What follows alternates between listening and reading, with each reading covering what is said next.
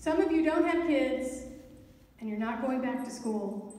You're full on into adulthood. But somehow, that reminiscence of going back to school is so ingrained in us, and it is across all cultures. You remember going back to school. Last week, David talked about the ABCs. We're getting back to like foundational stuff, and that relates to us in the church. Sometimes we need to go back and just remember the basics. Tell me, this is participation time, what is the most positive thing you remember about getting ready to go back to school? No one had any positive thing? What do you remember about going back to school? Seeing your friends again. Seeing your friends again. You had to get up early. That was You fun. had to get up early. That was not a pleasant thing, right? From 9, we went from 9 to 3. Yeah. Anything else you remember about getting ready to go back to school? New clothes. New clothes.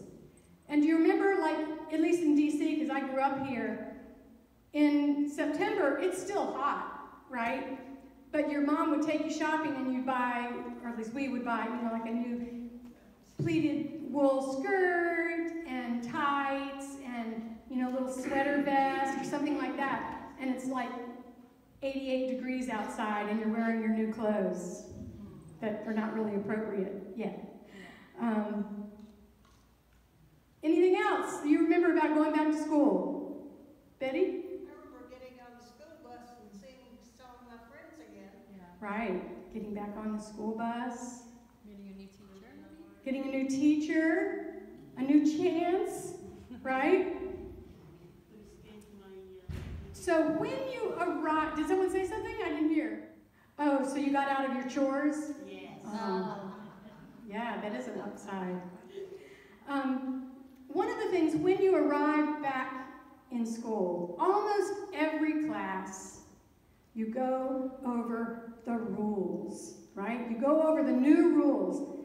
As a new teacher, she has new rules. You have to go out on the playground, you learn new rules for the playground. You might have a new principal, the principal has to go over the rules. So if the school experience is a metaphor for our church life, what we really need to think on is not what happens in the classroom, right? Granted, there's good stuff that happens in the classroom, but the real stuff happens on the playground, doesn't it? And that's kind of like church. Yes, we need to be here in the church. We need to learn the word. We need to do all of those things. We need to learn from each other. We need to have discussions. But what really happens that's important is what happens out on the playground. Because on the playground, you don't have all of those parameters and you don't have someone leading you. You're kind of on your own, and that can kind of be dangerous, right? The little quiet kids, they go out on the playground and they just kind of stand there and they wait. Will someone just ask me to play with them? And that happens in the world, doesn't it? There are people that come into your sphere, onto your playground, and are you the one that goes up to them and welcomes them in? How do we navigate what's happening out on our playground based on what we've learned in here? And how do we navigate being that person out there that they say, that must be Jesus in them? What are they seeing in us on the playground? Or are we all about Jesus in here, but out on the playground, they don't know anything about Jesus and how he intersects our life? So, you set up the new rules. Well, we have rules also. We have 10 rules. They're called what? Commandments. The 10 Commandments, right? and this is in Exodus. It also happens in Deuteronomy, but we're just going to talk kind of briefly about the Ten Commandments.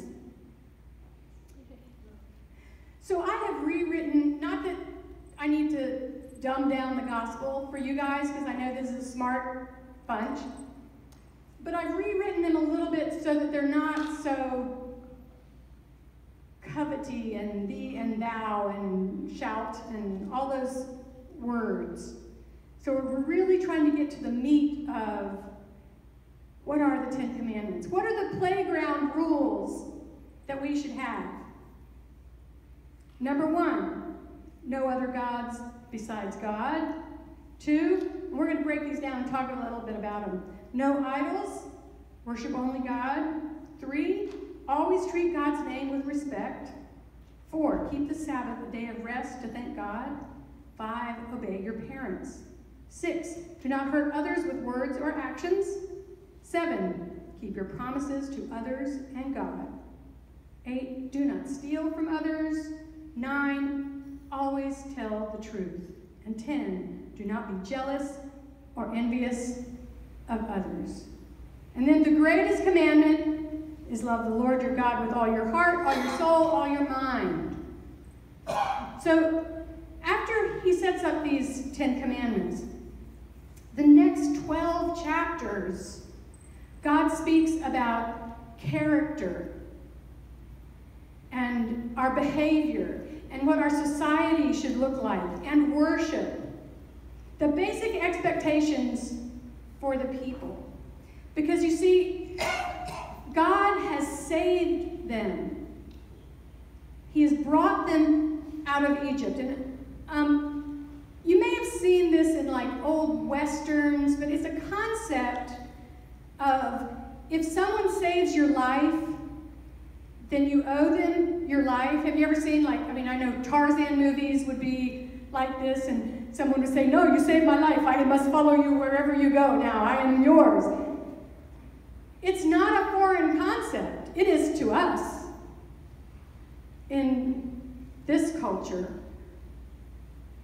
But that was a very real thing. And in God's saving the people, it's like he purchased them. So they said, we are your people. And he said, okay, this is how I need my people to behave. And the commandments are kind of broken up in expressing who God is, how to worship him, how to relate to God personally, how to relate to each other and society. Commandment number 1. I'm your only God. Also, commandment 2, these are very similar. God says, don't make any physical representation or worship any likeness of me or anything I have created on the earth. And today there are people who worship trees and Mother Nature and all kinds of things. Back then, they made idols of bizarre things. Like they'd have a cow idol or a frog or a woman or a coyote or something. And so God is saying, don't worship those things, but don't make an idol of me either. What do we worship today? What idols do we worship? Can you think of any? M-O-N-E-Y. M-O-N-E-Y. We do. That is an idol. Anything else? J-O-B. A J-O-B. Betty's got them all. She got them ready. She wasn't that She wants to win. She wants to get the A. I bet she had a little star by her name when she was in school. Remember those little shiny stars? They were so cool. Yeah. An idol is anything you set up over God. And if God were to say to you, I need you to give that up, you would say, no, really, Lord, you can have everything else, but don't take my job. Don't take my money. What happened with Abraham? He had Isaac. He had his son. Don't our kids become our idols? We would say, Lord, you can take anything, but don't take my child. And he was there, ready to kill his own son. That is faith. That is not having an idol. That is worshiping only God. So you think about you and God, anything that's coming in between the two of you, that you would say, oh Lord, you can have anything, but don't take that. Don't take my health. Don't take my vision. Don't take my house. Don't take my car. I mean, it's crazy the things that we would set up in between us. And so he's saying, you need to worship only me. And don't set up even a thing of me. Now, the people back then, this was not a foreign concept. If you were raised in a Christian home, it's probably not a really far stretch for you to say, there's only one God. I believe in Jesus. I was raised on Jesus. Jesus loves me. This I know. Back then, they would have come into contact with many, many people groups, as they traveled especially, who had other idols, other gods. And so he's saying to them, no matter who you've seen worshiping frogs, I'm telling you, that is not a real God. You worship only me. So it was revelation to them. They thought they could even say, yes, we worship you, God, but all of those other gods are out there too. You're just one of many. And he's saying, no, it's just me. Right? Consider all the idols that we have. Sometimes our idol is even how we worship God. When we reopened this church, we had people say, you can't take the organ out. This big, huge organ that no one could play, and it didn't even work. You can't take the organ out. Really? Yeah, you have to have that to worship. Really? And we had one of those big Bibles, you know, those big, huge Bibles that are, like, they fill this thing. We had one of those big, huge Bibles, and that was taken. It was in King James. It was not useful. And we had someone come in nearly in tears. What happened to our Bible? You see how we can set up something that was intended for good, but it comes between, I can't worship if I don't have that. If I don't have the right music, if I don't have the right instrument, if I don't have a sound system. All of those things. So we need to make sure we don't even look at the tools that we have for worship and let them become idols. When we got rid of the pews in here, oh my goodness. People really got upset about getting the pews taken out of here. Mitzi? Anybody that did, try sitting back there during worship, and then you'll appreciate these chairs. Spend a few minutes on the hard pew, yeah, and then you'll appreciate the chairs. That's true. So if God says, no, you can only worship me, why is God not willing to share you? Why won't he share? God is supposed to be generous, right? He's not selfish. Why won't he share? Because he's God. Because he's God. And he knows that you need him.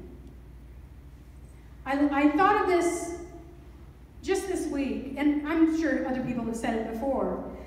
Like when people ask this question, why won't God share if he's loving and generous? Because his love is greater than his generosity. He loves us so much. His love is greater than his generosity. It's the same way a parent says, I don't want you hanging out with those kids. Some of you may have had an experience like this, but we had in our neighborhood these two twins, and they were a year older than me. It was Diane and Donna. I don't even remember their last name. But they were so cool. And you know, they taught me how to roll up my skirt so that it looked like a mini skirt, because I had to leave with it down here. Am I the only one that did that ever? Judy did it. So they were so cool. And my parents said, you don't need to hang out with those kids. Oh, and you can't say, Mom, but they're so cool. They're the popular ones. If I'm with them, then I'll be popular, right? But that's your parents protecting you. It's not that they don't want you to have friends. It's not that they don't want you to be popular. It's that their love is greater than their generosity to allow you to do what you think you need to do. The third commandment involves taking the Lord's name in vain. And there are three ways we can do this. Some people think it's only saying, you know, oh, GD, something, something. Saying something false about God is taking his name in vain. Have you ever thought about that? That even as a pastor or a Christian, as a believer, and you say that, well, God wouldn't want you to do that. God told me, did he really? Or are you attributing something to God that didn't actually come from God? The second way is using the name, any name, Yahweh or Jesus or whatever, to bring harm to others. You're wishing harm upon them. And three, taking upon yourself, this is a hard one, taking upon yourself the name of God without really meaning it. And this means when you are a Christian in word, but not in deed. If they know you are a Christian and you are behaving ungodly, that's just the same as taking the Lord's name in vain, because you're wearing that name. I had not heard that before. I think that's kind of revelation. The fourth commandment, the Sabbath. Remembering something is more than just calling it to mind. It requires action. You remember what God did. Like for them, he rescued them. And he's saying, I want you to do nothing except rest. Think on where you've come from. Think on what I've done for you. Just spend a whole day doing it. And we're bad about just resting. I've done whole sermons on just resting in the Lord. We're bad about doing that. But do it with a purpose. Don't just rest and, watch Netflix.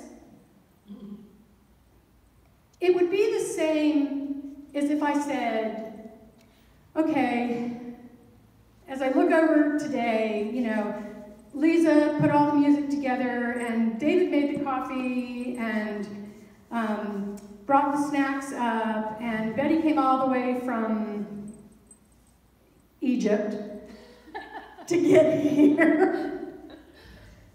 Okay, so whatever, yeah. But what if I do this? Lisa, I so appreciate, and I really do. You you take so much time just finding the right music and the stupid stuff like printing it off and getting it all organized. And I just really appreciate what you did. Isn't that better than just saying, okay, so Lisa did this, but we're like that with God. Okay, God, yeah, I'm breathing, okay, whatever. Okay, so I still have a job, I have a house, the hurricane didn't hit me, whatever. Yep, mark, off the list. But what if I just stop and say, oh God, that hurricane did not hit us. We had so many people worried. I just thank you. I just thank you that Ketty is here and that I have the joy of knowing her. Lord, I have an air conditioner that works in the sanctuary. When you stop and say thank you, isn't that different than just listing those things off? So I hope you allow that to let your Sabbath be a little bit different. The 5th commandment talks about those who are closest to us. Honoring your father and your mother. And if you read it in the scripture, and you should go back and read this in Exodus, it talks about those who honor their mother and their father, that they may live long in the land. And that was a warning to the nation. Honoring your mother and father, there is a blessing in that. And many of us have parents that are not worthy, we would think, of honoring. That they weren't particularly good at parenting, or they did a lot of harm. But there is a blessing. And we've seen in this country that the disintegration of the family impacts the nation. Don't we see that? There is a blessing in honoring your parents, even when, as human beings, we think they don't deserve it. The 6th commandment, murder. We had a sermon 2 weeks ago about this, about murder in your heart. And it's a Hebrew word used for killing someone who is not an enemy of the people. There's a very specific word. It's different than if you were to go to war and you have to annihilate your enemy. God is not saying that they will never kill, but intentional killing, the causing of someone's death through negligence or emotion. Life belongs to God, and that's only His. And remember, when we talked about anger 2 weeks ago, Matthew 5:21-26, murder begins in the heart.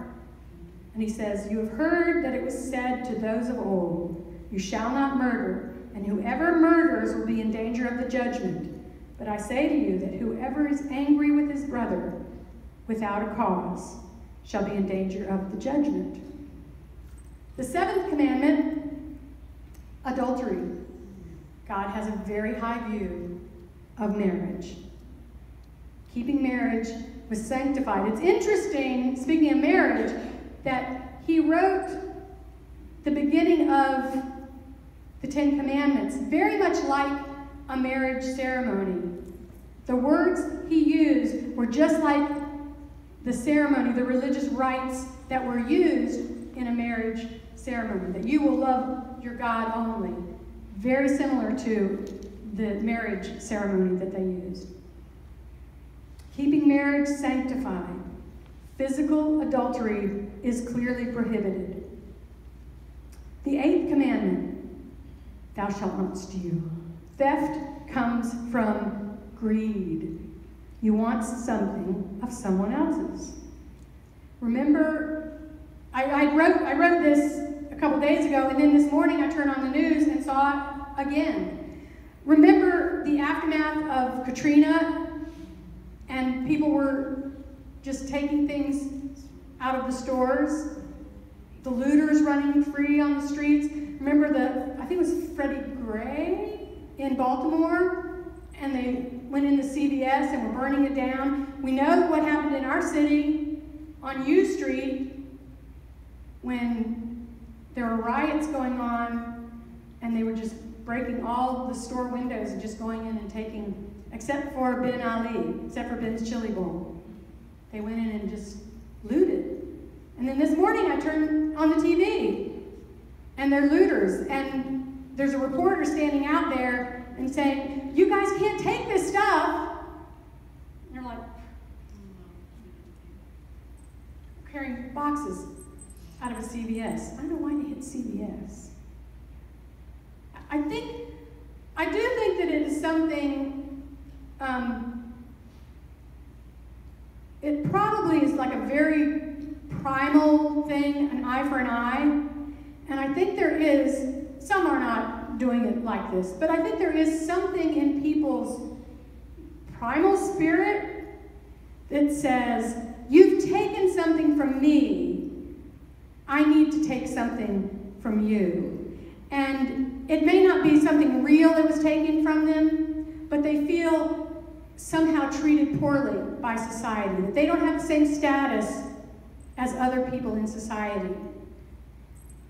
And so they feel like there's some kind of, it's very warped, but there's somehow getting even by taking something because they feel robbed somehow. I'm not excusing it, I'm just saying it kind of makes sense that there is some justification.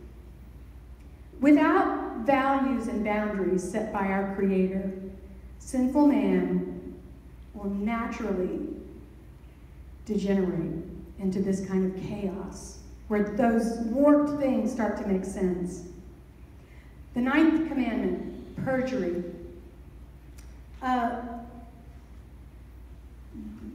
Lying, or what they're really talking about is like making false statements in court. With all these commands, if you do not abide by any of these commands, like a murder accusation, it required 2 people to come forth and say, yes, I saw them doing it. And the accuser must cast the first stone. If the accusation proves false, then whatever was going to befall the person who is accused befalls the accuser. That's a pretty stiff penalty. What if we were sitting in a juror's box and if we said that the person was guilty and then they were not guilty? What if all the jurors then had to receive that penalty? That would be pretty tough. You wouldn't have a lot of people volunteering for jury duty. The 10th commandment, coveting, is defined as an inward desire that, if encouraged, leads to action. That action could be murder or adultery or thievery or even bearing false witness. Psalm 37, it says, "Delight yourself in the Lord, and he will give you the desires of your heart." Here's what we know through the 10 Commandments. We know God has spoken. And we're responsible for what he said, right? I think there's a slide there, Max. Can you? Yeah. We know God is truly terrifying. God is love. But God is also great power. That's what it means to be, just stand in awe. I know how much you love me. I also know you could squash me. And that's how, it's like the circle. That's how I know how much you love me. Because I know how powerful you are. And third, God's law is simple. Those 10 commandments are pretty simple. It's just like a framework. Okay, people, you belong to me. And so I'm going to give you some boundaries.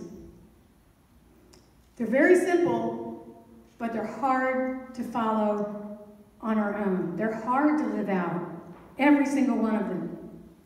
love God, love others. Why is it so hard? Some people like to say that man is inherently good. But we know that you have to teach a child to do the right thing.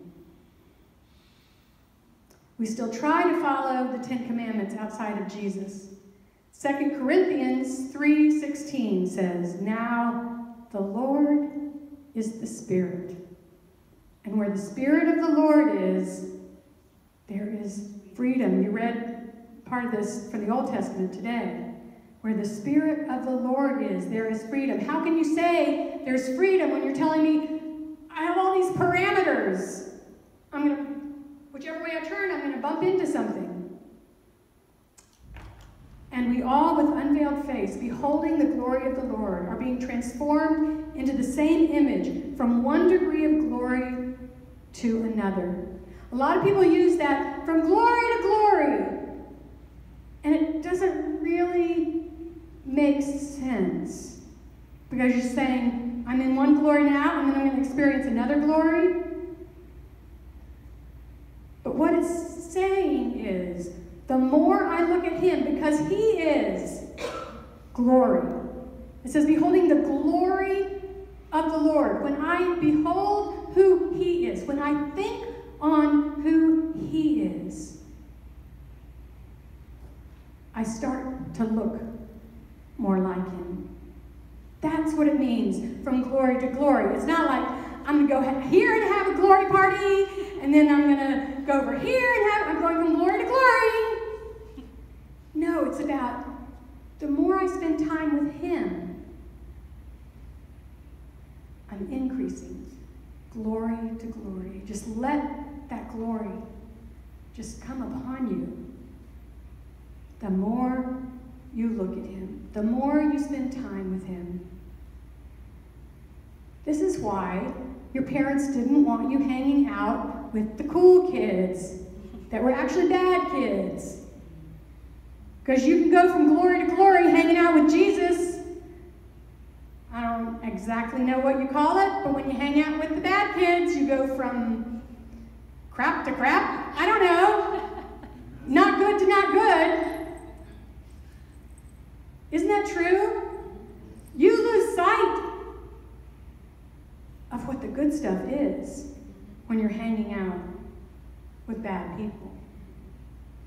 So the Ten Commandments we may see as being antiquated. We don't get the whole covet thing necessarily. The whole name in vain. That was really interesting for me to just do the research and find out what that really was all about. Taking the Lord's name in vain. And some people may think, those 10 commandments, that's the basis for all of my behavior, but it's really a framework. So I want you to think, that was probably the longest sermon introduction in the history of Chevy Chase Baptist Church. But that was really just the intro. But I have a very short sermon now. Pretend that those boundaries are like your playground rules. When you have a playground, you start out by saying, this is the playground. Your teacher says, okay, now you can go out there, stay within the fence, don't run out the gate into traffic. There are the lines. Your class will be here. That class will be there, or you can mix. Don't go up on the hill. You have those rules. So I was looking through all of these posted playground rules. Like, what are real playground rules that kids have? One said, no climbing on the equipment while wet. Now, I thought that was pretty funny. One sign said, this was just like going through Google, I Googled playground rules, and one said, children found misbehaving will be made into pies. I don't know what that was about. But I found one that was actually made, it was like taking a picture of a sign on a brick wall. So I think it was like really legit at a school. And these were the playground rules. I'm not saying they have like biblical importance like the Ten Commandments, but I am saying if we followed these while we go out on our playground, life would be much better. And these rules are, it's kind of tiny. Actually, Lisa, if you can... Do it now? Yeah, hand them out now. I made you each a little magnet, a playground rule magnet. And you can put it on your fridge or whatever is magnetic. And the first one is, be gentle and play well with others. Number 2, be kind and helpful. 3, be honest and do not cover up the truth. Number 4, listen to people. This is so good. Listen to people and do not interrupt them. Number 5, care for your playground and environment. Number 6, respect others' feelings and do not hurt them. And number 7, play nicely and do not spoil others' games. So this is kind of like if you combine the 10 Commandments from Exodus and you combine it with Acts, because Acts talks to the first community of the church and tells them, this is how you guys need to behave as a society, as a community. So let's look at just briefly these 7 rules. Be gentle and play well with others. I know it's so obvious, but sometimes the obvious things we don't put into action. It's like the 6th commandment. Do not hurt others with your words or actions. Remember, the power of life or death is in the tongue. Are you giving life or death when you speak to others? It takes so little just to be nice. Just be nice. Number 2 is be kind and helpful. It's like the greatest commandment. Love others. 3, be honest. Do not cover up the truth. This is the 9th commandment. I asked Lisa in the office as I was putting this together, why do people lie? Just give me some reasons why people lie. And she came up with some interesting reasons people lie. What do you guys think? Why do people lie? They don't want others to know. They hide things they don't want others to know?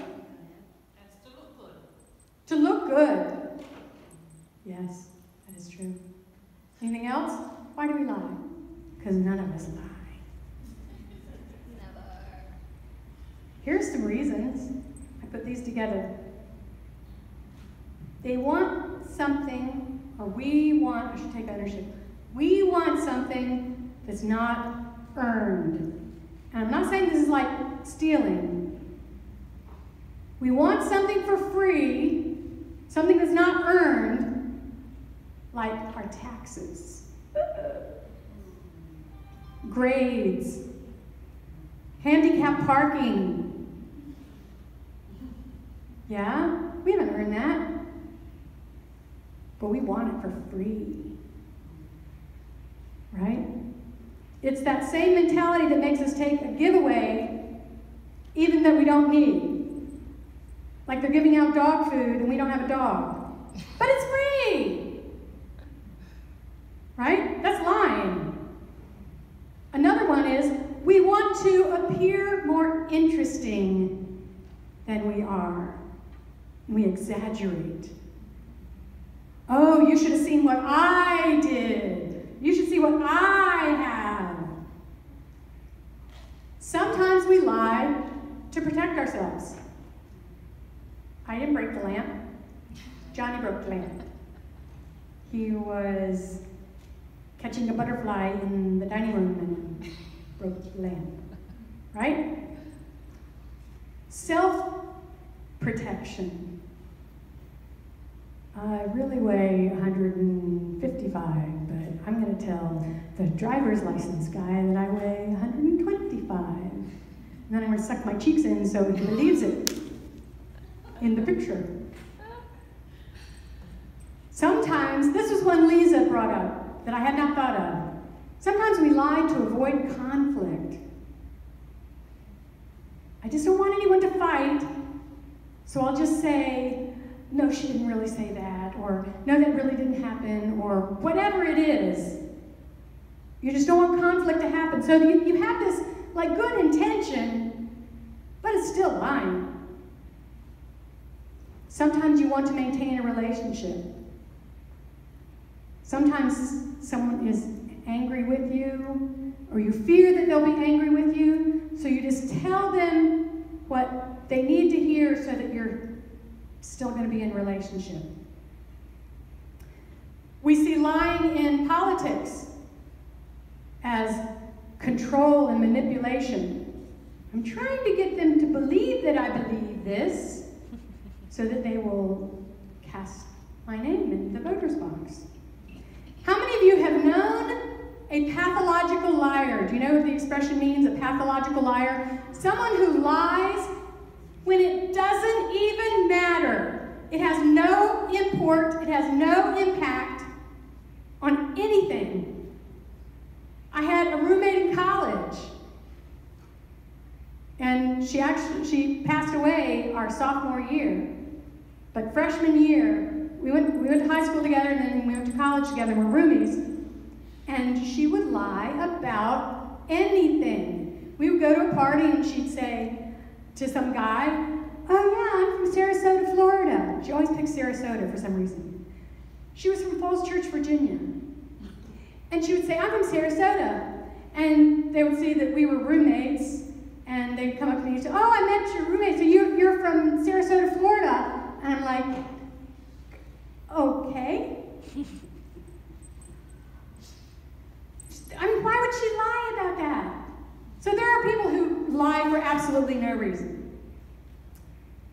And sometimes we lie because we don't have the strength to tell the truth. Sometimes it's just really hard to tell the truth. I even Googled the greatest liars in the Bible. Satan got #1 spot.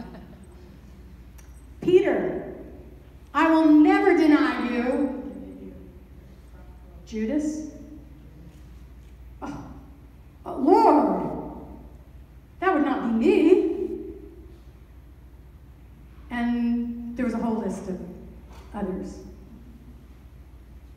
Moving on.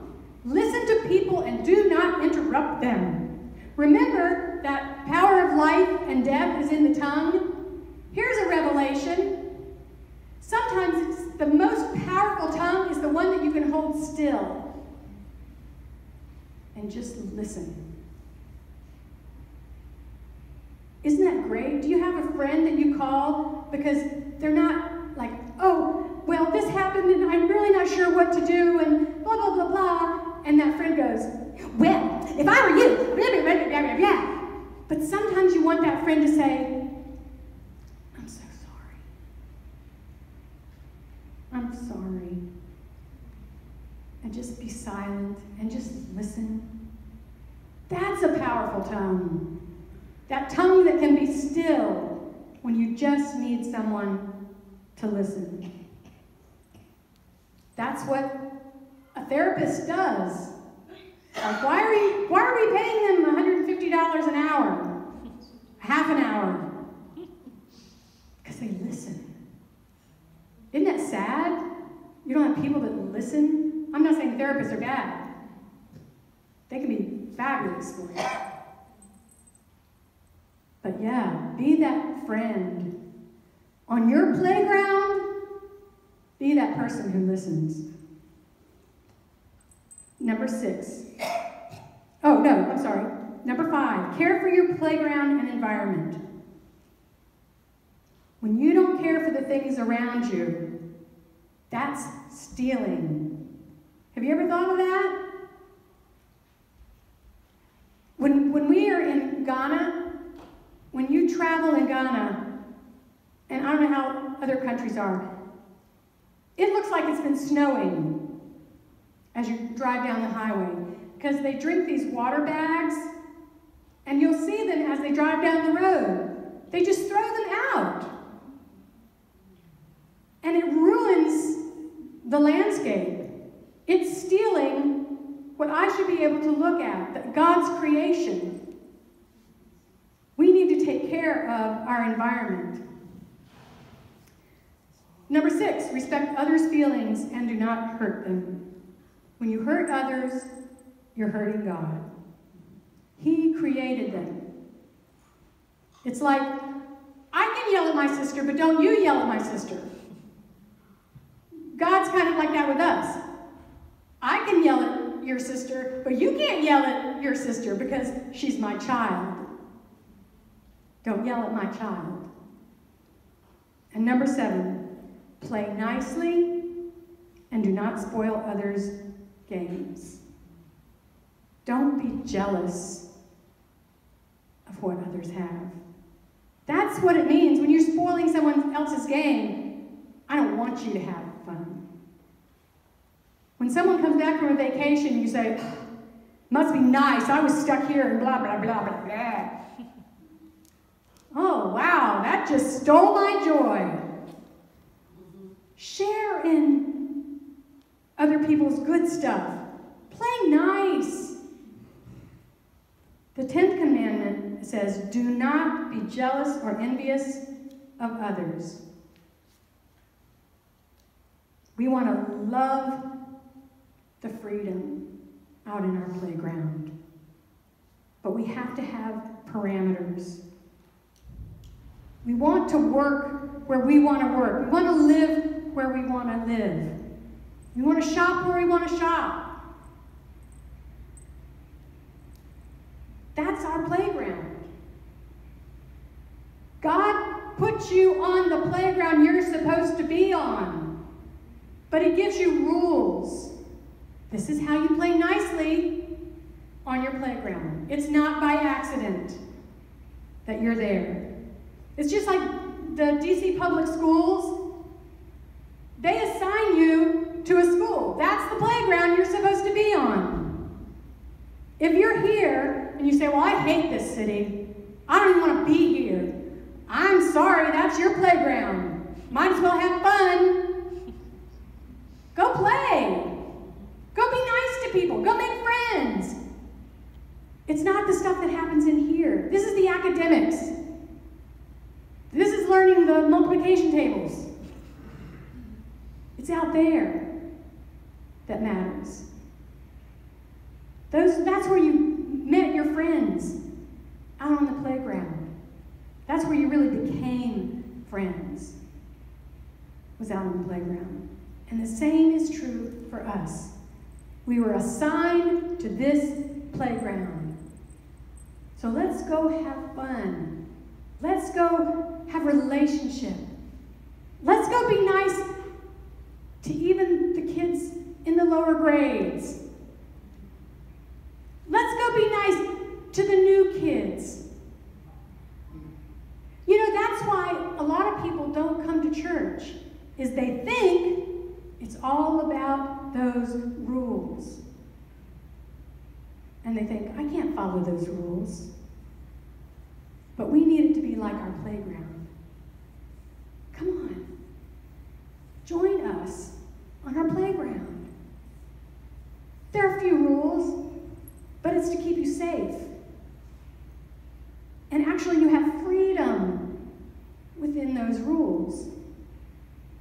That's just like God bringing you in to this community. There are rules, but it's not to keep you in here and go out there and not have any fun. It's to connect out there and use what you've learned in here. Amen? Amen. So let's stand up. I'm going to pray that you'll have a great week out on your playground this week. Father, we thank you that you do things with such intention. That intention for our own good, for your purposes. That walking with you would not be this, so many rules. That we would just say thank you for the freedom you give us, for the relationship with you that we get to take out there, that you are walking with us on our playground, and you are keeping us safe, and you are introducing us to the people that we are supposed to be connecting with. That this week, we would just be so aware of where our playground is. Might be standing in line at the grocery store, pumping gas. Might even be on the real playground, taking kids to school. But we know it was done with intention. Let us represent you on the playground this week. In Jesus' name, amen.